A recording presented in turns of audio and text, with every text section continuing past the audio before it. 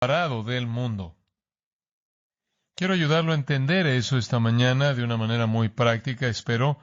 Para comenzar, pase una conocida e incluso amada porción de la Escritura, el capítulo 16 de Mateo. Y quiero comenzar con ella, con una ilustración a expensas de nuestro apóstol favorito de saco de boxeo, Pedro. En Mateo 16:13, viniendo Jesús a la región de Cesarea de Filipo, preguntó a sus discípulos, diciendo, ¿quién dicen los hombres que es el Hijo del Hombre? Ellos dijeron, unos Juan el Bautista, otros Elías, y otros Jeremías, o alguno de los profetas. Él les dijo, ¿y vosotros quién decís que soy yo? Respondiendo Simón Pedro dijo, tú eres el Cristo, el Mesías, el Hijo del Dios viviente. Entonces le respondió Jesús, bienaventurado eres, Simón, hijo de Jonás, porque no te lo reveló carne ni sangre, sino mi Padre que está en los cielos. Y yo también te digo que tú eres Pedro, y sobre esta roca edificaré mi iglesia, y las puertas del Hades no prevalecerán contra ella. ¡Wow! El punto destacado de la vida de Pedro. Él fue un vocero para Dios. No te lo reveló carne ni sangre, sino mi Padre que está en los cielos. Acabas de hablar en nombre de Dios. Vaya al versículo 21. Desde entonces comenzó Jesús a declarar a sus discípulos que le era necesario ir a Jerusalén y padecer mucho de los ancianos, de los principales sacerdotes y de los escribas, y ser muerto, y resucitar al tercer día. Entonces Pedro, tomándolo aparte, comenzó a reconvenirle, diciendo, Señor, ten compasión de ti, en ninguna manera esto te acontezca. Pero él volviéndose dijo a Pedro, quítate de delante de mí, Satanás. Me eres tropiezo, porque no pones la mira en las cosas de Dios, sino en las de los hombres. ¿Cómo es posible que en un momento puedes ser un vocero para Dios y después una voz para Satanás, cuando cruzas la línea de los intereses de Dios a los de los hombres? Digo, no podría ser más claro. Quítate de delante de mí, Satanás. Jupage, vete, Satanás. El verbo exacto que él usó en Mateo 4:10, cuando en la tentación él despidió al diablo mismo. Emoción fuerte, intensa, reprensión fuerte. Jesús le habla a Pedro como la voz de Satanás exactamente de la misma manera en la que le habló a Satanás mismo. La reprensión más devastadora para un discípulo: estás en asociación con el diablo, porque tomas la causa del hombre. Esto es aplastante. Pedro significa piedra. Eres una roca y ahora eres una piedra de tropiezo.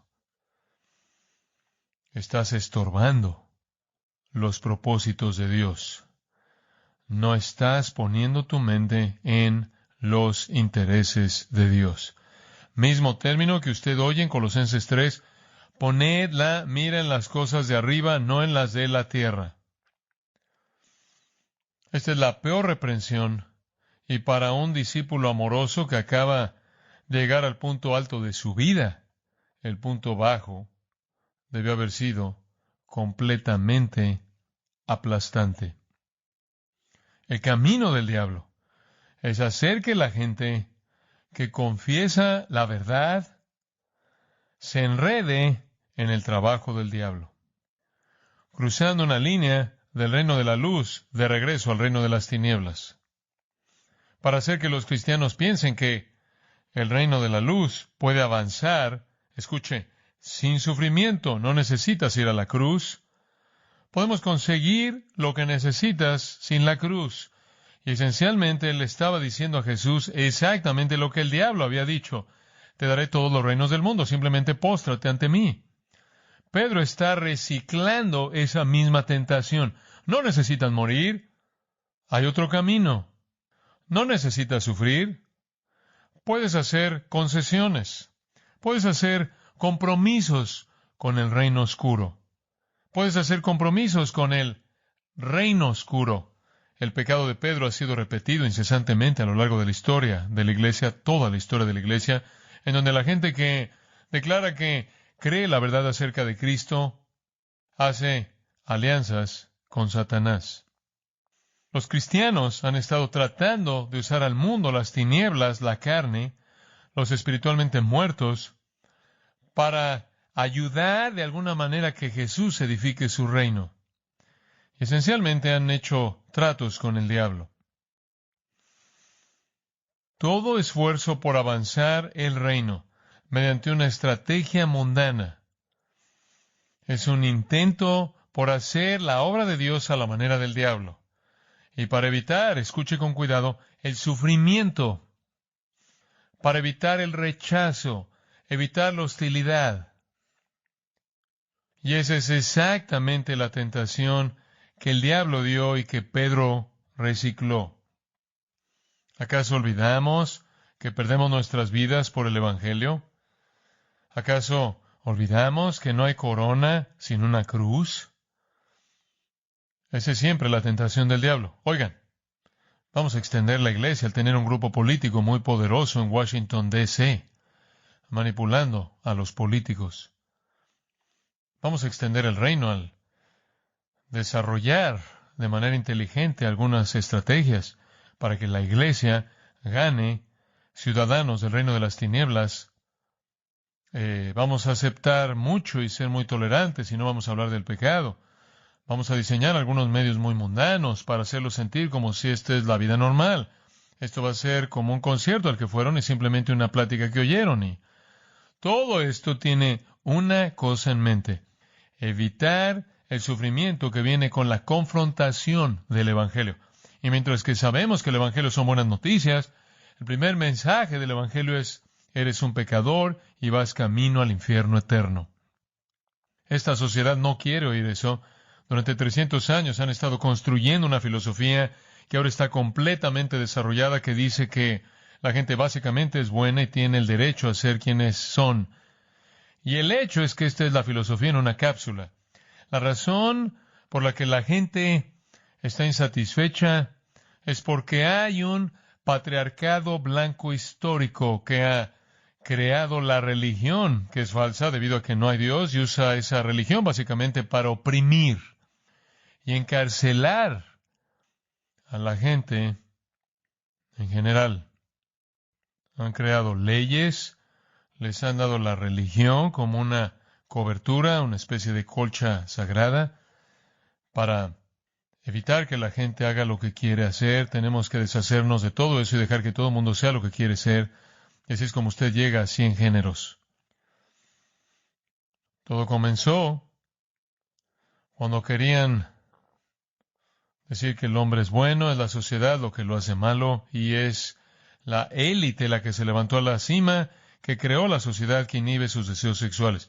Todos los arquitectos de eso, no sé si alguna vez leyó el libro de Paul Johnson llamado Los Intelectuales. Es un libro aterrador, pasa por todos esos filósofos y muestra cuán desviados eran en términos de su conducta sexual, que eran una filosofía, claro, que se deshace de Dios y la moralidad para que pudieran vivir vidas miserables. No había nada noble en eso. ¿Cómo es que la iglesia ha tomado esa causa, marxismo cultural o lo que sea? Buenas intenciones y un amor por Cristo, motivando esfuerzos por extender el reino mediante promoción política, por pragmatismo, por cambio social, por evangelio superficial, por entretenimiento, manipulación emocional, aceptación del pecado, es derrocar el propósito de Dios y hacer el trabajo del diablo.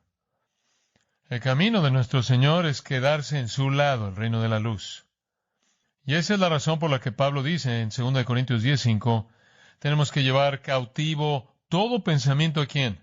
A Cristo. Tenemos que derribar esas fortalezas ideológicas levantadas contra el conocimiento de Dios y liberar a la gente que está cautiva por esas cosas y guiarlos en todo sentido al conocimiento de Cristo. Juan dice, no améis el mundo ni las cosas que están en el mundo, porque el mundo está pasando. No tiene futuro. Santiago dice, la amistad con el mundo es enemistad con Dios. Él dice un capítulo antes que la sabiduría que es de abajo es demoníaca. asociarse con el diablo no es una estrategia positiva. El reino de la luz no necesita ayuda del diablo.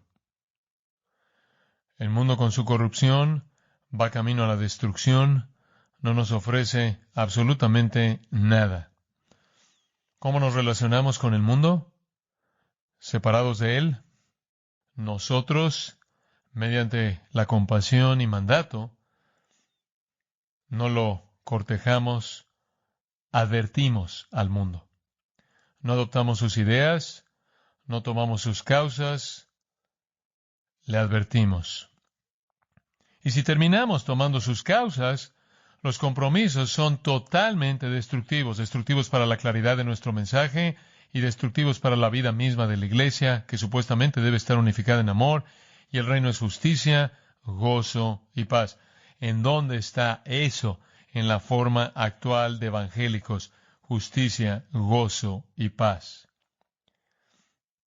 Los evangélicos se han vuelto como Pedro, ofreciendo un mejor camino que la proclamación del evangelio valiente, compasiva, que ofende al pecador. Un mejor camino que busca la popularidad y la aceptación, en lugar de la hostilidad y el rechazo. Un camino que es muy diferente del camino de nuestro Señor. Y por cierto, los apóstoles voltearon el mundo de cabeza sin nada de ayuda del mundo. El reino malo de las tinieblas odia todo lo que ama a Dios y todo lo que Dios ama. El reino de las tinieblas ama todo lo que Dios odia. No es amigo de la luz. Nuestros gobernantes malos han cambiado la verdad de Dios por mentiras, como vimos en Romanos 1. Es un reino bajo el poder del mentiroso definitivo, Satanás. Adoran la criatura más que al Creador, detienen la verdad, están bajo juicio. Los gobernantes impíos son muchos. A lo largo de la historia humana vimos eso en el Antiguo Testamento. Y en un sentido, todos son adelantos del gobernante final impío, el anticristo. Esa es la razón por la que el Nuevo Testamento dice hay muchos anticristos.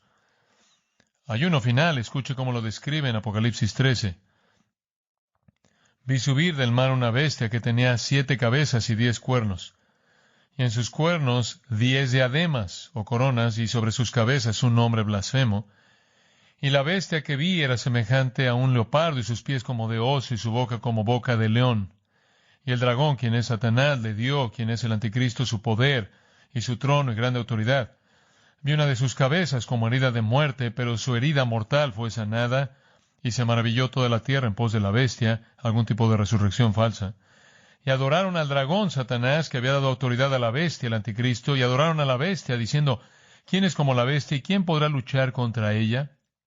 También se le dio boca que hablaba grandes cosas y blasfemias, y se le dio autoridad para actuar 42 meses, la mitad de la tribulación. Y abrió su boca en blasfemias contra Dios, para blasfemar de su nombre, de su tabernáculo y de los que moran en el cielo. Y se le permitió hacer guerra contra los santos y vencerlos. También se le dio autoridad sobre toda tribu, pueblo, lengua y nación. Y le adoraron todos los moradores de la tierra, cuyos nombres no estaban escritos en el libro de la vida del Cordero, que fue inmolado desde el principio del mundo. Si alguno tiene oído, oiga. Nos dirigimos hacia el que odia a Dios de manera definitiva, el anticristo. Pero todo gobernante impío que odia a Cristo en la historia humana ha sido un adelanto del anticristo final. 2 reinos. Uno es de Dios, el otro es de Satanás. Uno está marcado por la verdad, el otro por mentiras. Uno exalta a Cristo, el otro exalta al anticristo. Esos reinos no se pueden mezclar. Y todo lo que siempre sale mal en la historia con la iglesia es cuando la iglesia se esfuerza por hacer eso. La Biblia nos advierte de eso. Efesios capítulo 5, versículo 5. Porque sabéis esto, que ningún fornicario o inmundo o avaro, que es idólatra, tiene herencia en el reino de Cristo y de Dios. Nadie os engañe con palabras vanas, porque por estas cosas viene la ira de Dios sobre los hijos de desobediencia. ¿Lo ve? Son fornicarios, inmundos, idólatras, no tienen parte en el reino de Cristo y de Dios, no se ha engañado por ellos, están bajo ira divina, son los hijos de desobediencia. Versículo 7, no seáis pues ¿qué? Partícipes con ellos, porque en otro tiempo erais tinieblas, mas ahora sois luz en el Señor. Andad como hijos de luz. Eso es tan básico, ¿no es cierto? Quédese en su lado, porque el fruto de luz es en toda bondad, justicia y verdad. ¿Qué está haciendo usted del lado de las mentiras y el engaño y la amargura y el enojo y el odio y el rencor y la venganza? ¿Qué está haciendo usted de ese lado? Reorganizar las sillas de la cubierta del Titanic es inútil. En Colosenses capítulo 2, versículo 6. Por tanto, de la manera que habéis recibido al Señor Jesucristo, andad en Él, ande en la luz, ande en Cristo, arraigados y sobreedificados en Él y confirmados en la fe, así como habéis sido enseñados, abundando en acciones de gracias. Hombre, ¿qué caracteriza a la gente que anda en Cristo? Están abundando ¿en qué? Gratitud. ¿Acaso eso parece ser una realidad dominante en el mundo evangélico, la gratitud? Mirad, versículo 8, que nadie os engañe por medio de filosofías y huecas sutilezas, según las tradiciones de los hombres, conforme a los rudimentos del mundo y no según Cristo. No dejen que nadie los engañe, alejándolos de Cristo. Capítulo 3 de Colosenses, versículo 1, habéis resucitado con Cristo, siga buscando las cosas de arriba, donde está Cristo, sentado a la diestra de Dios. Poned la mira en las cosas de arriba, no en las de la tierra. Poned la mira en las cosas de arriba, no en las de la tierra. Eso es bastante simple, ¿no es cierto? Vaya al versículo 12. Han sido escogidos de Dios, santos y amados.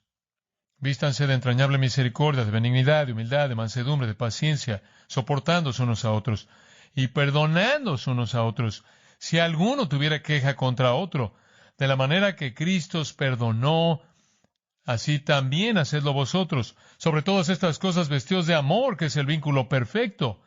La paz de Dios gobierne en vuestros corazones. La palabra de Cristo mora en abundancia en vosotros. Versículo 17. Todo lo que hacéis, sea de palabra o de hecho, hacedlo todo en el nombre del Señor Jesús, dando gracias a Dios Padre por medio de Él. Así es como la vida cristiana debe ser vivida. No estamos enojados, no somos hostiles, no somos rencorosos, no somos vengativos, no estamos gritando por las desigualdades. No vivimos así. Nos quedamos del lado de la justicia, la paz y el gozo y la gratitud, porque nuestros pecados han sido ¿qué? Perdonados. ¿Quién es usted para salir y demandar algo de alguien que no tiene derecho al perdón que Dios le ha dado a usted? Pero nada de eso es mi texto. Vaya a 2 Corintios capítulo 6. Este es un golpe mortal al compromiso. 2 Corintios capítulo 6. Lo voy a leer. Comenzando en el versículo 14. Vea si esto es confuso. No os unáis en yugo desigual con los incrédulos, porque qué compañerismo tiene la justicia con la injusticia, y qué comunión la luz con las tinieblas, y qué concordia Cristo con Belial, o qué parte el creyente con el incrédulo, y qué acuerdo hay entre el templo de Dios y los ídolos. Porque vosotros sois el templo del Dios viviente, como Dios dijo, habitaré y andaré entre ellos, y seré su Dios, y ellos serán mi pueblo. Por lo cual, salid en medio de ellos, y apartaos, dice el Señor, y no toquéis lo inmundo, y yo os recibiré, y seré para vosotros por Padre, y vosotros me seréis hijos e hijas, dice el Señor Todopoderoso. Después, versículo 1, así que, amados, puesto que tenemos tales promesas, limpiémonos de toda contaminación de carne y de espíritu, perfeccionando la santidad en el temor de Dios. Este es el ataque más directo y poderoso contra el compromiso. Dos reinos. Uno está marcado por la justicia, la luz, Cristo, los creyentes y Dios. El otro está marcado por la injusticia, las tinieblas, Belial, quien es Satanás, los incrédulos y los ídolos. No hay posibilidad de que esos dos se unan en una causa común que tenga alguna importancia espiritual o eterna. No hay posibilidad. Ninguna en absoluto. Ahora, un reino es antiguo, otro es nuevo. Uno es terrenal, otro es celestial, uno es mortal, el otro vivifica, uno es material, el otro es espiritual, uno es mentiroso, el otro es veraz. Entonces el mandato, regresa al versículo 14, no os unáis en yugo desigual con los incrédulos. ¿Dice usted acaso eso significa que si estás casado con un incrédulo te divorcias de él? No, Pablo trató con eso en el capítulo 7. Si estás casado con un incrédulo te quedas con él. Entonces, bueno, ¿acaso eso significa que nos volvemos monjes y nos vamos a vivir en una cueva? No, no. Pablo de hecho dice en esta misma carta que él se volvió todas las cosas a todos los hombres para que ganara algunos. Y Jesús en Juan 17 oró al Padre, Padre, no te pido que los quites del mundo, te pido que los guardes del maligno. Tienen que estar aquí para cumplir la gran comisión. No dejes que sean engañados por Satanás. No los dejes ser jalados al reino de las tinieblas. Estaba escuchando a un pastor que estaba recitando algunos de los asuntos actuales en la iglesia luterana, la iglesia evangélica luterana de Estados Unidos, y su corazón estaba quebrantado porque básicamente estaba bajo el control de personas lesbianas y transgénero. ¿Cómo pasa eso? No pasa repentinamente, sucede mediante una secuencia larga de compromisos pequeños. No os unáis. Esto viene de Deuteronomio 22. Esta es una prescripción muy interesante que Dios le dio a Israel. Una muy práctica, escucha esto. Deuteronomio 22, él está hablando de todo tipo de leyes, agricultura. Él está hablando de asnos y bueyes y ropa. Y ahí en el versículo 10 él dice, no ararás con buey y con asno juntamente. Eso simplemente es bastante práctico. Tratar de enganchar un asno y un buey a la misma carreta, tienen dos naturalezas diferentes, tienen dos pasos diferentes, dos temperamentos diferentes. Esa es una prohibición. No ararás con buey y con asno juntamente. No pueden funcionar juntos en un esfuerzo en común. Y eso es lo que está detrás de esta afirmación. Usted no puede traer el reino de las tinieblas y el reino de la luz juntos en alguna causa en común. Usted no puede tomar las causas del mundo y unirlas a la causa divina y el mandato del Evangelio. En Jeremías capítulo 2 hay una condenación de Israel. Dios dice esto, me he acordado de ti, de la fidelidad de tu juventud, del amor de tu desposorio, cuando andabas en pos de mí en el desierto, en tierra no sembrada. Santo era Israel a Jehová, primicias de sus nuevos frutos, todos los que le devoraban. Más bien eran culpables, y mal venía sobre ellos, dice Jehová. Oíd la palabra de Jehová, casa de Jacob y todas las familias de la casa de Israel. Así dijo Jehová, ¿qué maldad hallaron en mí vuestros padres? Que se alejaron de mí. ¿Por qué se fueron? Todo era tan bueno en el comienzo. ¿Por qué se volvieron? ¿Por qué se fueron tras la vanidad y se hicieron vanos? Y no dijeron, ¿dónde está Jehová, que nos hizo subir de la tierra de Egipto, que nos condujo por el desierto, por una tierra desierta y despoblada, por tierra seca y de sombra de muerte, por una tierra por la cual no pasó varón, ni allí habitó hombre, y os introduje en tierra de abundancia para que comieseis su fruto y su bien? Pero entrasteis y contaminasteis mi tierra, hicisteis abominable mi heredad. Los sacerdotes no dijeron dónde está Jehová, y los que tenían la ley no me conocieron. Y los pastores se rebelaron contra mí, y los profetas profetizaron en nombre de Baal y anduvieron tras lo que no aprovecha. Versículo 13. Aquí está el problema. Porque dos males ha hecho mi pueblo, me dejaron a mí fuente de agua viva, y cavaron para sí cisternas, cisternas rotas que no retienen agua. ¿Quién hace eso? ¿Qué tipo de insensatez es esa? Eso es lo que hicieron. Dios no era suficiente.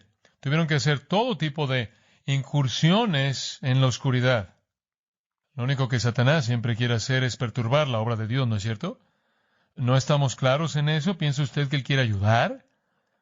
Y Satanás quiere perturbar la obra de Dios, según lo que la Escritura dice, de dos maneras. Una, al unirse a la iglesia, al sembrar cizaña entre el trigo, Mateo 13. Dos, al engañar a la iglesia para que se una al mundo. Y el pueblo de Dios constantemente es advertido contra eso. Escucha Romanos 16:17. Os ruego, hermanos, que os fijéis en los que causan divisiones y tropiezos en contra de la doctrina que vosotros habéis aprendido y que os apartéis de ellos. Manténganse alejados de personas divisivas que están haciendo cosas que no encajan con la doctrina bíblica. Tales personas no son esclavos de nuestro Señor Jesucristo, sino de sus propios vientres, y con suaves palabras y lisonjas engañan los corazones de los ingenuos.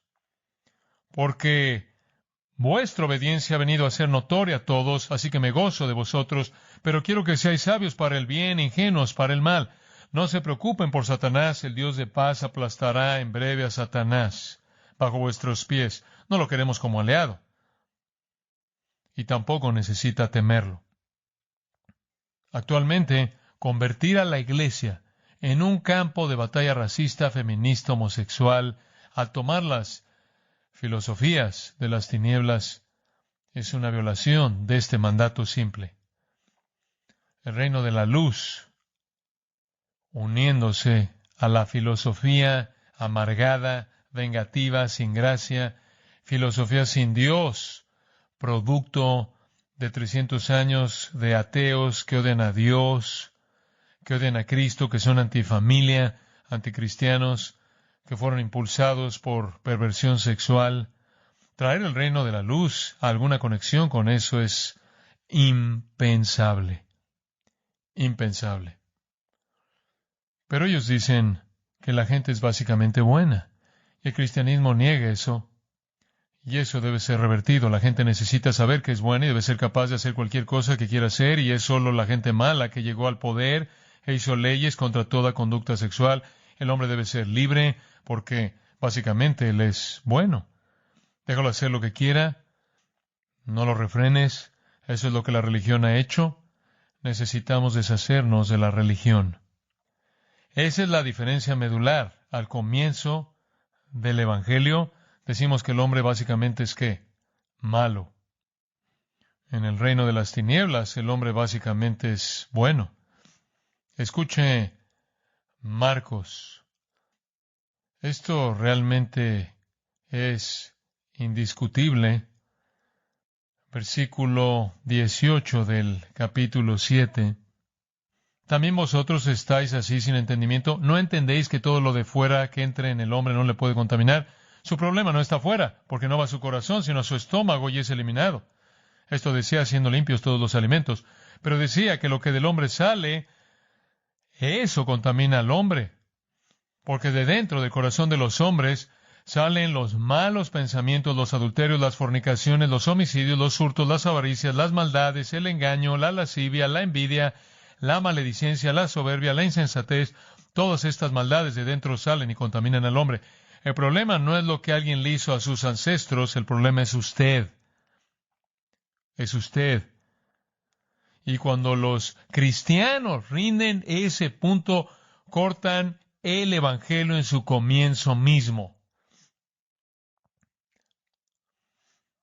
Dios vio la tierra en Génesis 6 y dijo, nada más que maldad de continuo. Tenían un punto de vista completamente diferente de la humanidad en el reino de las tinieblas. Que el hombre es básicamente bueno. y entonces debería hacer lo que quiere. Y el reino de la luz ha tenido demasiada influencia y ha quitado la libertad. Vamos a deshacernos del reino de la luz, vamos a deshacernos de todo, de cada parte de él, sacarlo de nuestra sociedad, y vamos a obsesionarnos con el sexo, no solo a nivel personal y pornografía, sino a nivel político. De tal manera que de lo único que quieres hablar es de los derechos de personas que están pervertidas sexualmente porque han derrocado a Dios. Por lo menos piensan que lo han hecho.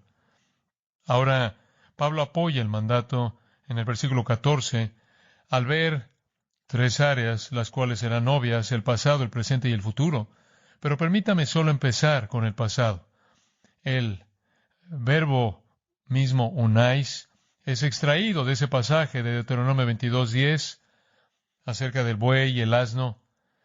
Y eso nos recuerda prohibiciones en el Antiguo Testamento con respecto a Israel. La ley de Jeremías. Pero permítame solo recordarle cosas que Dios le dijo a Israel acerca de estar unida a incrédulos. Entonces veamos el pasado, regresemos, por ejemplo, al capítulo 23 de Éxodo, al 23º capítulo de Éxodo. Simplemente vamos a ver los versículos 31 y 32, el final del capítulo. Fijaré tus límites desde el mar Rojo hasta el mar de los Filisteos, y desde el desierto hasta el Éufrates, porque pondré en tus manos a los moradores de la tierra, y tú los echarás de delante de ti. Eso es bastante serio. Dios conocía el impacto de los paganos viviendo uno al lado del otro del pueblo judío, y entonces les dijo: necesitan expulsarlos, esta es su tierra.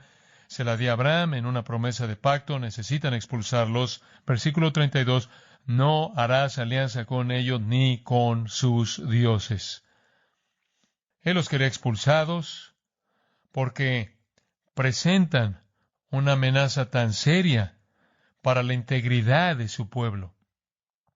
En el capítulo 34 de Éxodo, de nuevo, solo después de reemplazar la ley, guárdate, versículo 12, Éxodo 34:12, de hacer alianza con los moradores de la tierra donde has de entrar, para que no sean tropezadero en medio de ti.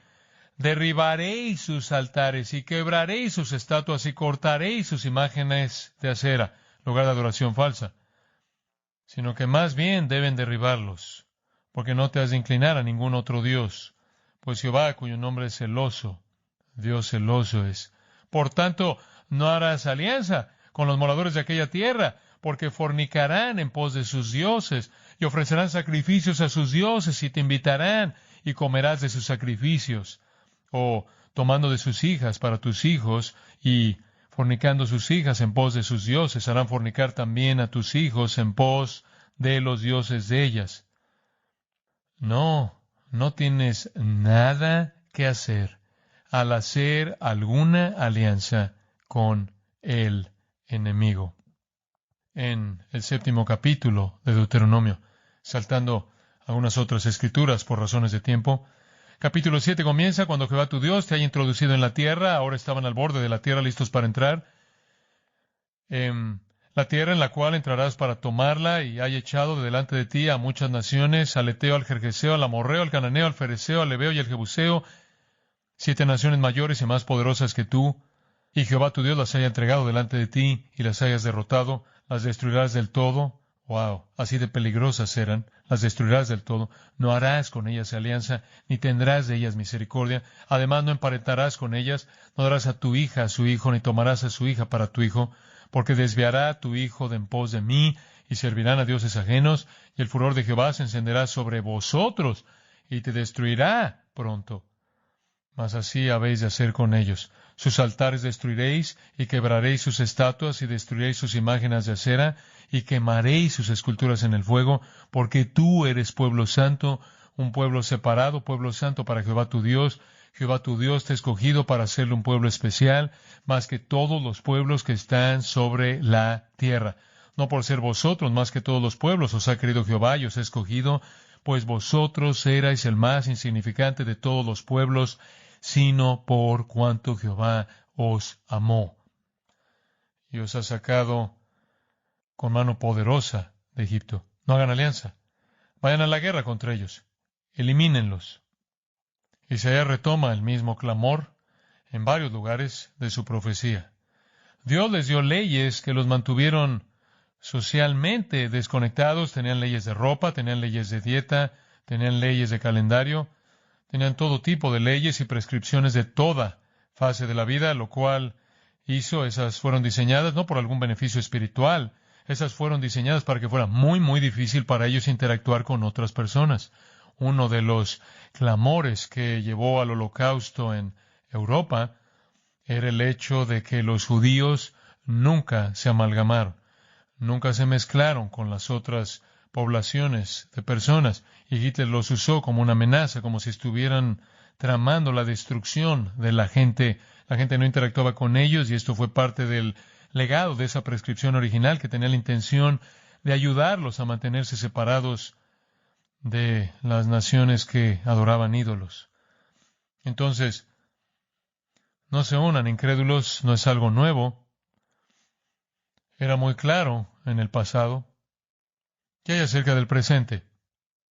Bueno, vea lo que dice inmediatamente después de eso, en tiempo presente, hablándonos qué compañerismo tiene la justicia con la injusticia, y qué comunión la luz con las tinieblas, y qué concordia Cristo con Belial, o qué parte el creyente con el incrédulo, y qué acuerdo hay entre el templo de Dios y los ídolos, porque vosotros sois el templo del Dios viviente.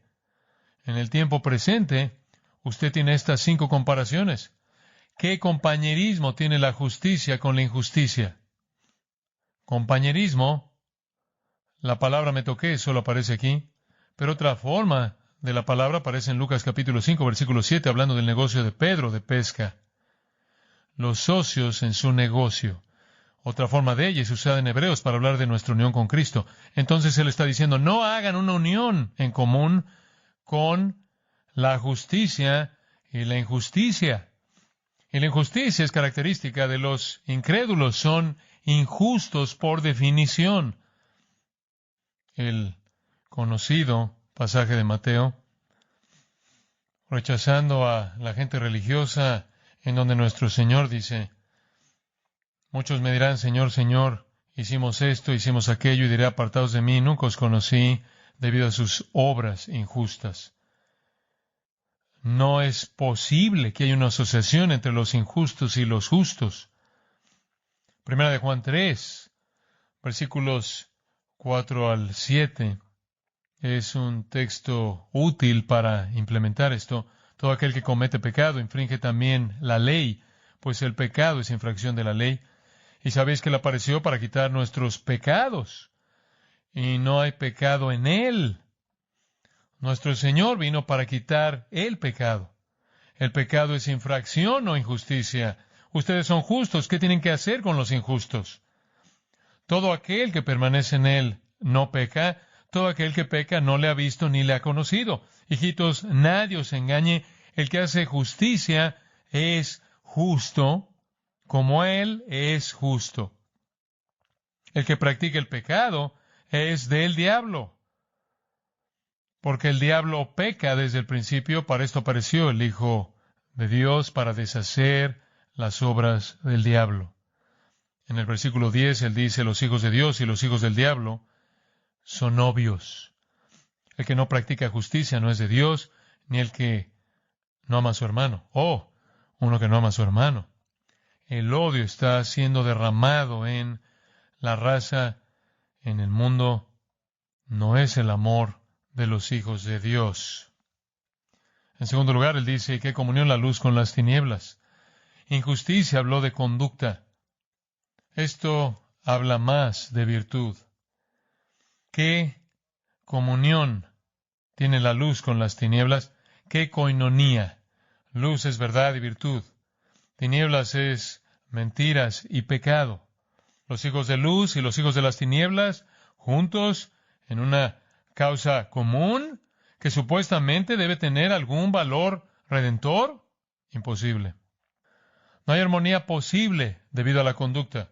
No hay armonía posible debido a la virtud. La luz y la oscuridad se excluyen mutuamente. En tercer lugar, él dice, vayamos de la conducta a la virtud, al poder. ¿Y qué concordia? Por cierto, la palabra concordia es sinfonesis, que es sinfonía. hay entre Cristo y Belial, el cual es un nombre del Antiguo Testamento usado una docena de veces para Satanás. En serio, esa es una afirmación muy perturbadora. ¿Qué armonía hay entre Cristo y Satanás? Ninguna. Es impensable que Satanás fuera buscado para ayudar en la causa de Cristo. No tenemos conexión en conducta o virtud o poder o medios que tiene un creyente en común con un incrédulo. Operamos por fe. Ellos operan por vista.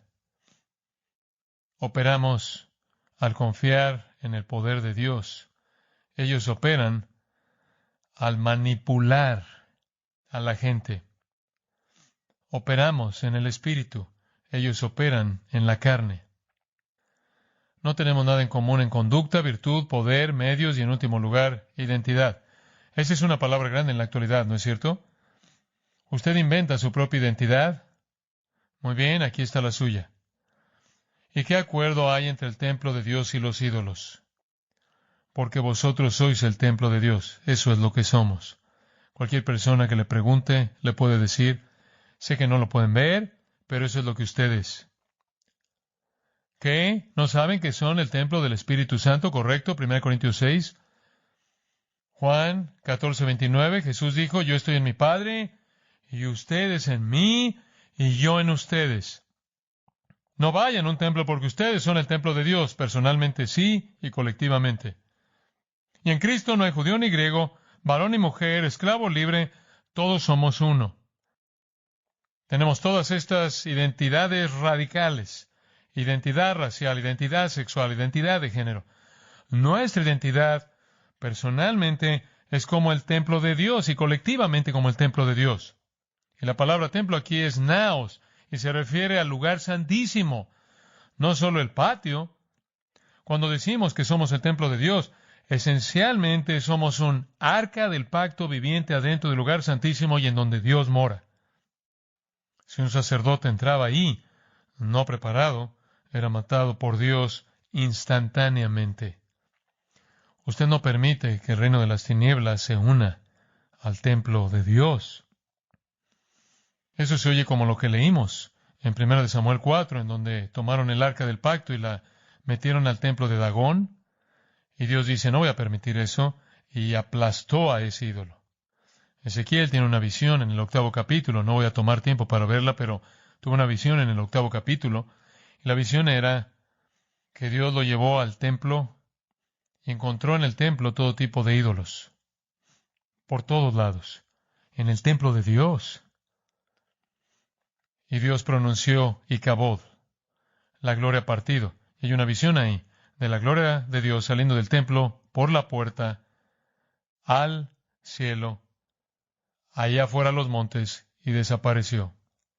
La gloria de Dios partió cuando el pueblo de Dios hizo alianzas con Satanás. Nosotros somos el templo de Dios, y su templo es santo. No se una incrédulos, no se una aquellos que son injustos, no se una aquellos que son de las tinieblas, no se una a los hijos de Satanás, no se una a idólatras, en ninguna causa en común que supuestamente debe tener algún propósito y efecto espiritual. Usted no puede extender el reino de Dios de esa manera. Salga de entre ellos y sepárese. Ahora eso nos lleva al futuro. Esto es muy poderoso. Solo unos cuantos minutos para presentárselo. Somos templo del Dios viviente, como Dios dijo, versículo 16. Habitaré y andaré entre ellos, y seré su Dios, y ellos serán mi pueblo. Por lo cual salid en medio de ellos, y apartaos, dice el Señor, y no toquéis lo inmundo, y yo os recibiré, y seré para vosotros por Padre, y vosotros me seréis hijos e hijas, dice el Señor Todopoderoso. Esto no es un llamado a salvación. No, porque Él acaba de decir que somos el templo, ¿verdad? Somos el templo de Dios, entonces somos creyentes, y Él nos llama en el capítulo 7, versículo 1, amados. Pero Él dice, habitaré, andaré, seré, 4 veces. Y esencialmente, esos son tomados de un mosaico de escrituras del Antiguo Testamento. Habitaré, andaré, seré, y después, en el capítulo 7, versículo 1, Él llama a esos promesas. Promesas. Es un mosaico de promesas del Antiguo Testamento para el pueblo de Dios. Que viene un día, escuche, cuando Dios caminará con su pueblo. Y Él será su Dios y ellos serán su pueblo. Cuando Él les dará la bienvenida y será un padre para ellos y serán hijos e hijas para Él. ¿De qué está hablando Él? Él está hablando del reino venidero. Jeremías 24. Porque pondré mis ojos sobre ellos para bien, y los volveré a esta tierra, y los edificaré y los plantaré. Les daré corazón para que me conozcan, porque yo soy Jehová, y me serán por pueblo, y seré su Dios. Porque se volverán a mí de todo su corazón. Esa es una promesa del reino. Jeremías 31:33. Pero este es el pacto que haré con la casa de Israel después de aquellos días, dice Jehová. Daré mi ley en su mente y la escribiré en su corazón, y yo seré ellos por Dios, y ellos me serán por pueblo. Otra promesa de la salvación venidera de Israel y el reino. Ezequiel 37, versículos 26 y 27. Y haré con ellos pacto de paz. Pacto perpetuo será con ellos, y los estableceré, y los multiplicaré, y pondré mi santuario entre ellos para siempre. Estaré en medio de ellos mi tabernáculo, y seré ellos por Dios, y ellos me serán por pueblo.